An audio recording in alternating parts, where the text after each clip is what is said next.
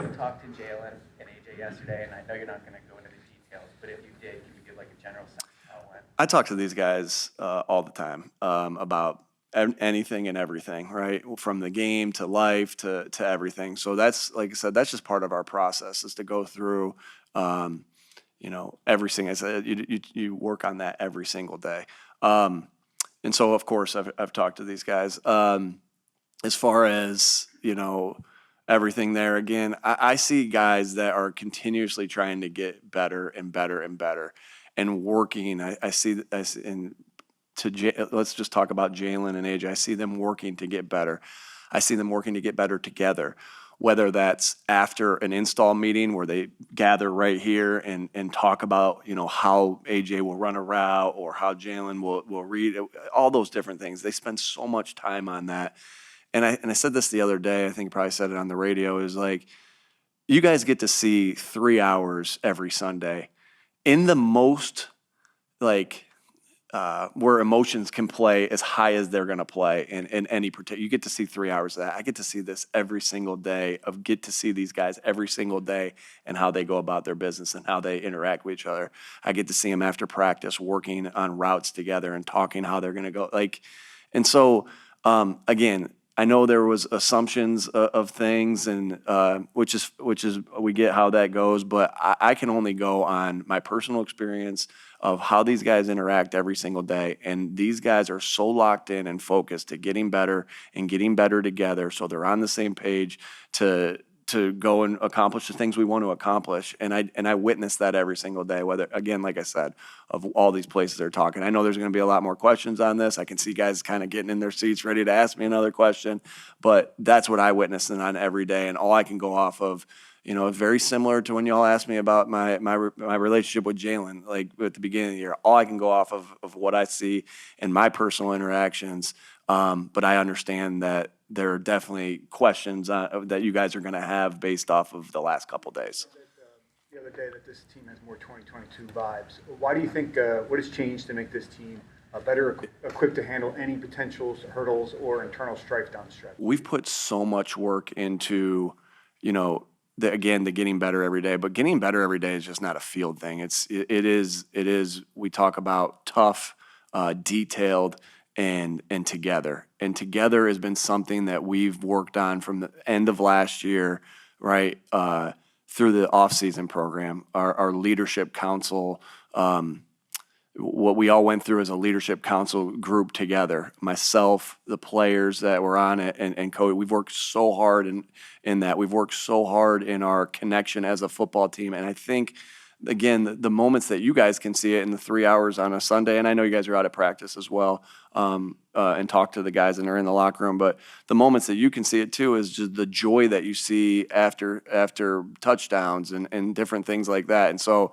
I'm so confident that the work, just like you're confident in things that you work on the field, continuously at practice, are going to show up in the game. You have that same level of confidence of the things that you work at in the classroom and in your culture. And that has been something that, again, we work, myself, a couple of the other coaches and the leadership council, some of the leaders on this football team worked so hard in the offseason and have continued. And I've seen those, I've seen the guys in that game room in the back working, doing things together more so than it felt. Again, maybe last year we had a little less of that, but it feels again like in the 2022 season. I see the guys and I hear about them going to dinners together and the time, the spending the Thanksgiving together. And so, again, there's just been so much work and so much emphasis on it, just like our tackling, just like our ball security, just like those different things. And so that's where you have the confidence, and that's where you see, man, because you have a feel of what every year is like, and that's where you see of, hey, this is this vibe right here that I have. And again, I completely understand with what's transpired the last couple of days of why there'd be questions on that. But again, you go back on the things that you've put work into in your personal interactions and the things that happen in the building on a daily basis. Like a directive from you, and if so, like how do you relay that, like in terms of making sure everyone's connected and doing those things, and how do you? Is that a directive of? Yeah, I mean, that you talked about with the leadership council. I think at the end of the day, like when I said, hey, here's what our core values are, right? Blah blah blah blah blah. you know, as you come in there, I think I'm not saying something crazy. Like our core values are teams that are tougher, win. Teams that are detailed win. Teams that are together win, right? And so, like, I think those are just known truths of our identity, of what we want our identity to be. And as we talk through it, and we go through it, my job as a coach is to teach what exactly it means and what exactly it looks like, and then you go from there. But it's not like, again, why do guys buy into that or whatever, however you want to say it? Well, because everyone knows that's the truth of football, and you work every day to try to get better at those things. Was your feeling when you were done talking to those guys, this is not what everybody on the outside is thinking what it is? Yeah, to how I kind of answer Elliot again, you go on your personal reactions, 100%. But we also understand of why it could look that way. But you address, again, I won't get into what we talk about in team meetings, what my personal talks are with these guys, but we address everything and anything and everything that we need to, because we address it, right? And because I would like for you guys to ask me the questions about the Steelers because it's going to be a tough game, but I understand that these are going to be the questions today. And so because I can't dictate of what questions you guys are asking me, but I can do this in the team, is that you address it, right? You talk about it. You put it out there so that you can be here and here only for the Pittsburgh Steelers, because this is a really good football team that's coming in here, and we got to be on our A game. And so, again, all our focus now, after you talk about it and after you go through all your conversations there, is boom, now our focus is on this. But to answer your question, yeah. So go back to the team back together, did you feel it was? John, I'm not even looking at you, so I'll come right back to you. Thank you. If you go back to the bye week, Jordan and Lane specifically gave you some feedback about the running game. Recently, has there been any feedback expressing frustration about the passing game? We talk about everything, right? We try to get better on everything. So whether it's the run game, whether it's the pass game, we go through the same process each and every week, and we try to make sure that we're getting better at all areas of our game. And so that's been part of it.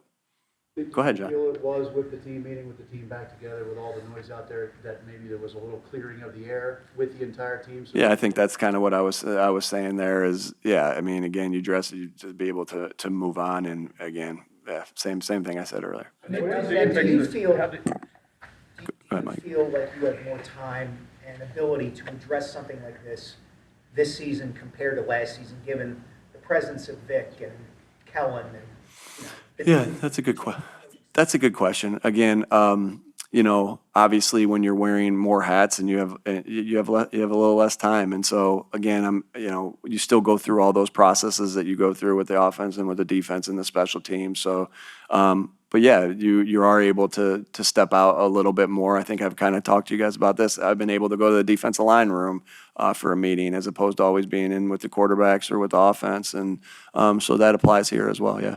Then what are the Steelers doing that is allowing them to be plus 17 in turnovers at the red zone? I mean, that's way above the norm. Yeah, those defensive ends they have, that defensive line that they have is special. With Watt and Herbig, all right, those guys, Highsmith, those guys are outstanding. And Hayward, I mean, they got a lot of really good guys there. I think Coach Tomlin has done a good job there of having this is who they've been, and the physicality of a team coming after the football and protecting the football, running the football well. I got a lot of respect for Coach Tomlin and how he's done it for the consistency over this time, for this many years. And then, they got good players in the secondary and at linebacker. Minka's an outstanding player that has a knack for the football. And so I know you can tell, hopefully on our tape, well, I always tell these guys, I want the opposing teams to see how we take the football away and how we take care of the football with our fundamentals. That's important to me. And you definitely can see that on the Pittsburgh Steelers. That's always and constantly on their mind. They got good players, they got good coaches, and you can see that the culture that they have is outstanding. What would you like to see? Is kind of related. Overall, what was you talked in the past about your message to the team. So overall, what was your message this morning? And secondly, what's the overall mood of this team going into this Steelers game? Yeah, just try to reemphasize. Again, won't get too much into the message, but just try to overall emphasize, tough, detailed together. That's been our kind of what we've talked a lot about this year is tough, detailed together, tough, detailed together, tough, detailed together, because those are the things that kind of embody all our core values. What was the second part, Sal? What is the overall mood of the team? Ready to go to work, ready to. What I've noticed about this football team is they're so locked in and determined to get better each day. And again, we don't really want anyone else talking to us about anything other than the Pittsburgh Steelers. But what if about this, what about this scenario for the NFC East, or what about the 1 seed, or what about this? Or we're not focused on that. And these guys are so locked in and determined. How do I know that? How do I see that?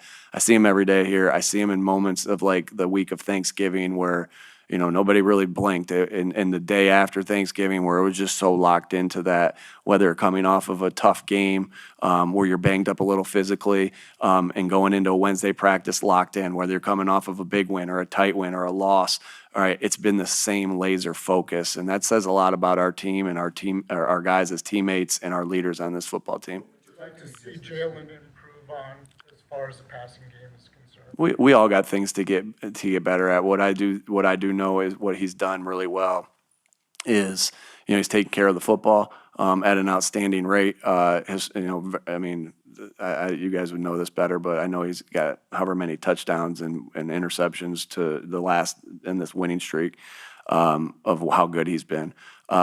He's accurate with the football. He's been able to make plays with his feet as as things break down or something not open. So he's done so many good things, and I think there is so much talk because I know I got to get ready to talk to you guys and hear all the talk about this or like at the end of the day the thing that doesn't get said enough about Jalen Hurts is he's 45-19 over the past 4 years. Like that's pretty darn special. And so do we all have things to get better at in the passing game? Yeah, I think that's obvious. I think that's what we've been talking about. We all have things that we got to get better at, coaches, players. But it's not just, this is why this is the greatest team sport there is. It takes everybody. It takes every single person being being together, every single person for the success to happen. It's just not a one-person thing. And so, we're all working to get better. We've had moments of being good. We've had some moments of not needing it. We've had some moments where we haven't been good enough. I think that's very, you don't, again, all those things are true, right? Moments of being very good, moments of not needing it at all, where we haven't done it very much because we hadn't needed it in that game, and moments where we need to be better. But I think that's the nature of this game of football. Two more, folks. And in protecting against the Steelers defense, how have you seen Mailata step up this year, and how have you seen him embody captainship since you made that decision? Yeah, Jordan, one of the really outstanding leader. I think what's special about Jordan is he cares. He is somebody that is constantly trying to help other people. I think that's what probably people voted him a captain for, is that Jordan is more worried that other people are taken care of before he is. And I think that's a sign of a really good leader. I really admire that about him. And that's a hard quality to have because there's so many things you got to worry about for yourself. But he's just always focused on, how do I help somebody else out? How do I get this guy better? How do I get that guy better? I mean, I remember when my brother came with his coaching staff and during OTAs, he had his O-line coach here, and I look over after practice, and Jordan and Lane are sitting there talking to my brother's O-line coach for like 30 minutes. I'm like, what in the hell are they talking about? I'm like, I'm like, Mike, who is that? He's like, what coach is that? He's like, that's my O-line coach. They just sat there and talked to him for 30 minutes of giving them ideas of how to get better. Jordan and Lane didn't even know that guy, right? They didn't even know that guy. And I think that just kind of speaks to him. I'm grouping them both into this now, but and Lane's a lot like this as well, of like, they just care of how they recognize everybody, that it takes everybody from the scout team to the starter, to the quality control coach, to the head coach. They realize it takes everybody. They value everybody. And they're willing to help and get. I have goosebumps thinking about that. I appreciate that question because that's how special I think Jordan Mailata is, and that's how special I think I'm yeah, I brought Lane into it too, and that's how special I think those two guys are. Last one, folks, we got to get out of here. What are you seeing differently? Go ahead, Zach. All right, I'll get you both. Say that again. Yeah, Russell Wilson, what are you seeing differently this year with him versus maybe what you saw in Denver the last 2 years? Yeah, we didn't play Denver the last 2 years, so that's something I can't answer. I just know that he's been good for a really long time. He's playing really good football right now.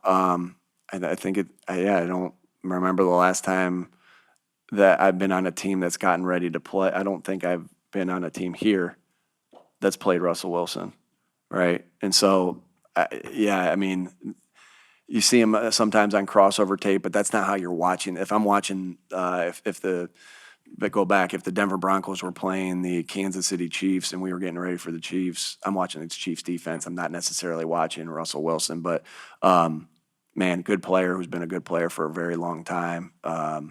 Lot of respect for him. In these 4 years, you've been asked so much about personal relationships, whether it's coach, quarterback, receiver. You go on down the list. How much does that matter in a professional setting? Man, I think a big time. Anytime you go through any adversity, you need personal relationships. Anytime you go through any success where, you can get it, everything comes down to that. Again, I'd go back to this. You're willing to fight a little bit harder for somebody you care about. You're willing to stick up for the person a little bit more when it's somebody you care about. You're willing to go out. You're willing to work a little bit harder when it's somebody you care about. You're willing to scratch and claw and die a little bit more for somebody you care about. And so I think that's important. And I also think on the other end of that, Zach, is that when you're able to get your coaching points across of what's important because that person knows you care about him, and it's not an attack on him. It's how you were trying to get that person better.